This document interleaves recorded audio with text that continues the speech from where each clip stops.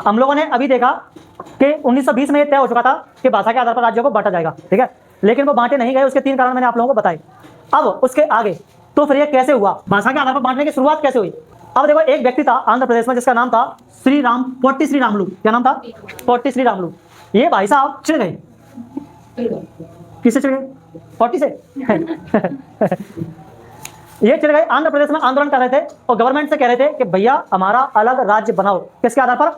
भाषा के आधार पर, यानी कि लैंग्वेज के बेस पर। हमारे यहाँ पे तेलुगु बोली जाती है ना, हमारा क्या बना दो, एक अलग तेलंगाना बना दो, है ना, आंध्र प्रदेश बना दो।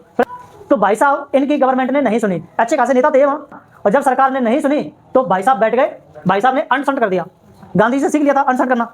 अनशन का मतलब अनशन, है ना। हाँ, गांधी जी की बात जब जब नहीं सुनी जाती थी, गांधी जी भूख हड़ताल पर बैठ जाते थे। और अंग्रेजों के पापा को भी बात उनकी सुननी पड़ती थी, क्योंकि अंग्रेजों को पता था अगर ये हड्डी का पुतला मर गया, जान तो इसमें वैसे भी नहीं है, और अगर ये मर गया तो हमें बोरियां बिस्तर बांध के तुरंत निकलना पड़ेगा। क्यों? क्योंकि भैया इनके खिलाफ, इनके साथ पूरा देश है।